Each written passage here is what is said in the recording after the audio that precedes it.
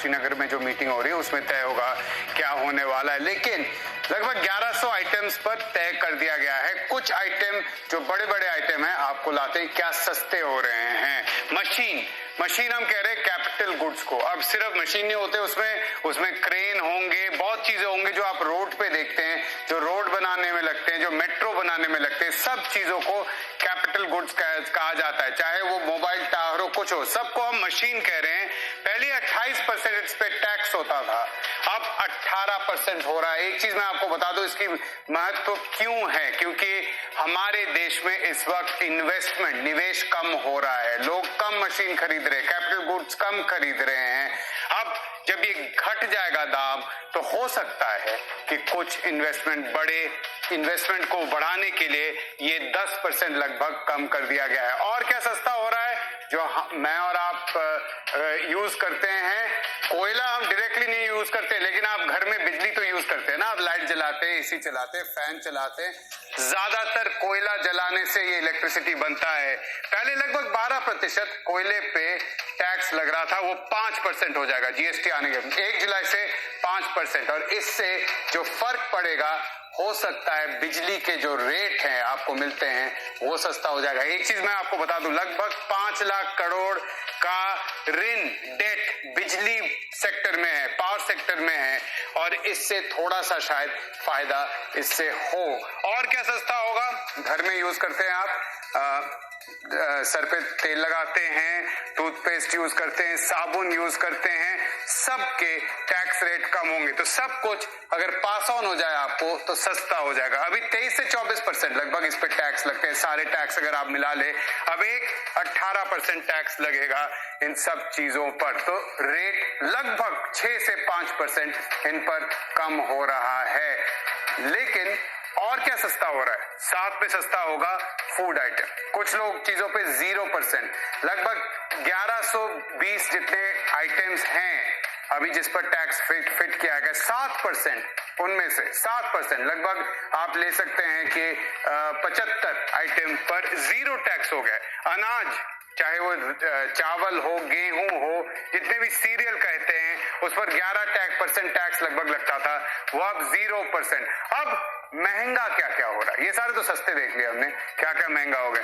थोड़े सी आपको परेशानी जरूर होगी जितने भी स्मार्टफोन से ट्विटर वगैरह करते हैं।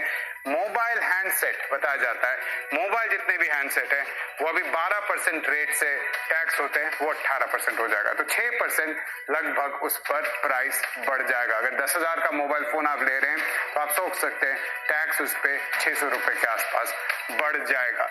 अब देखते हैं और क्या महंगा होगा। बहुत चीजें जो आप घर पे खरीदना चाहते हैं या खरीद चुके तो अच्छी बात है, आपके पास है, लेकिन आप अगर सोच रहे हैं ये वाला जो एचडी वाला फ्लैट स्क्रीन टीवी आता है, एलसीडी एलईडी, वो खरीदेंगे तो उस पे भी थोड़ा सा टैक्स बढ़ रहा है। फ्रिज आपका खराब हो रहा है, इस समर में, गर्मियों में आप सो रहे थे, इस बार तो फ्रिज चेंज ही करूंगा, 1 जुलाई से पहले खरीद लीजिए, क्योंकि उस पे भी 1 जुलाई से बाद 28%। एसी अभी खरीदिए क्योंकि इस पे भी रेट बढ़ने वाला है। वॉशिंग मशीन अगर आप चाहते हैं, अगर आपके घर पे नहीं है तो उस पे भी रेट बढ़ने वाला है 1 जुलाई से। तो ये सारी चीजें महंगी होंगी। अच्छा, अब इस पे मुझे आप लोगों को थोड़ा और डिटेल में क्रांति हमारे तेज रफ्तार से आपको समझाएंगे, हमारे कार के मास्टर क्रांति आपको समझाएंगे, लेकिन मैं थोड़ा बता देता हूं आपको।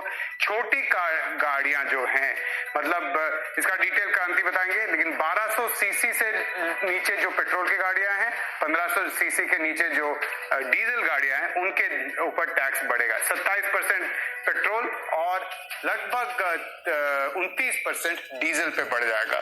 तो ये 1% इधर बढ़ रहा है और उधर आपका बढ़ जाएगा थोड़ा सा ज्यादा, और वो 30% हो जाएगा। और आखिरी पेज, ये शायद हमारे पास लास्ट ग्राफिक था, चलिए यही लास्ट ग्राफिक है। ये गाड़ियों के बारे में थोड़ा और आपको वापस ले चलता हूँ क्रांति के पास, वो समझाएंगे। तो और दिलचस्प यहाँ पर ये है कि जो अभी टैक्सेशन है उसी हिसाब से टैक्सेशन आगे भी रहेगा, लेकिन कंफ्यूजन थोड़ा ये हो गया कि छोटी गाड़ियों और लग्जरी गाड़ियों के बीच में डिफरेंशिएट कैसे किया जाए, क्योंकि छोटी गाड़ी जैसे आपने बताया, पेट्रोल में अगर 1200 सीसी या उससे छोटा इंजन है और गाड़ी की जो साइज है, गाड़ी का जो आकार है वो 4000 mm यानी 4 मीटर से छोटी कार है तो उसे छोटा माना जाएगा। वहीं डीजल इंजन में ये जो इंजन का साइज है वो 1.5 लीटर का है।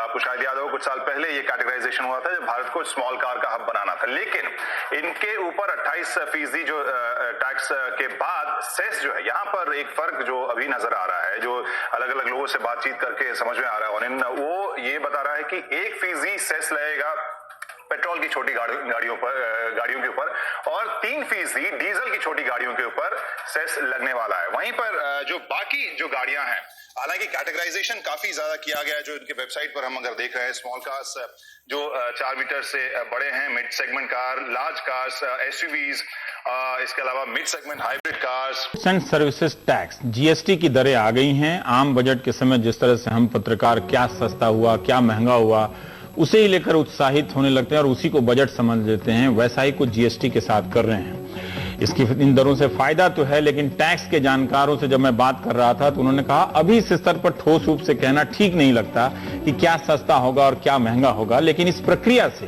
अर्थव्यवस्था तो दूर की चीज है, हमारी आपकी दैनिक आर्थिक गतिविधि बदलने जा रही है। अभी तक हम आम लोग इसे दुकानदार और वहां बिकने वाली चीजों पर असर के रूप में देखते रहे हैं, मगर इसे करते हैं। लेकिन उससे पहले आप लोगों को इस वीडियो को लाइक जरूर करेंगे और हो सके तो कमेंट करके मुझे बताना चाहें कुछ तो बता सकते हैं। और दोस्तों एक काम और करना होगा, आपको इस वीडियो को शेयर भी करना होगा। तो मेरे लिए ये फीस होगी एक तरीके से, अगर आप वीडियो को लाइक शेयर और कमेंट कर देंगे तो मैं समझूंगा कि जिन भी लोगों को समझ में आया कि जीएसटी क्या है और जिन भी लोगों को ये वीडियो अच्छी लगी वो लोग ईमानदार हैं, अपनी ईमानदारी से वो लाइक कर गए हैं और कमेंट कर गए हैं। तो दोस्तों मैं बताता हूँ आपको जीएसटी के बारे में। दोस्तों जीएसटी एक टैक्स है जो कि इनडायरेक्ट टैक्स है। जीएसटी का मतलब है गुड्स एंड सर्विसेज टैक्स। तो ये गुड्स और सर्विसेज पे लगेगा। तो दोस्तों मैं आपको बता दूं, सबसे पहले टैक्स 2 तरह के होते हैं, डायरेक्ट टैक्स और इनडायरेक्ट टैक्स। डायरेक्ट टैक्स वो होते हैं जो हम डायरेक्टली गवर्नमेंट को पे करते हैं। जैसे कि आप मान लीजिए आप इनकम टैक्स जो है आप डायरेक्टली गवर्नमेंट को टैक्स नगद पे करते हैं। और जैसे कि मान लीजिए हाउस टैक्स हो गया, वो भी आप डायरेक्टली गवर्नमेंट को नगद पे करते हैं। तो ये तो होते हैं डायरेक्ट टैक्स। और दोस्तों इनडायरेक्ट टैक्स वो होते हैं जो आप लोग डायरेक्टली तो गवर्नमेंट को पे नहीं करते, आप लोग कोई वस्तु खरीदते हैं उसके अंदर वो टैक्स इंक्लूड होता है। जैसे कि मान लीजिए आप कोई टी शर्ट खरीदते हैं तो 500 रुपये की टी शर्ट खरीदी है, आप तो बस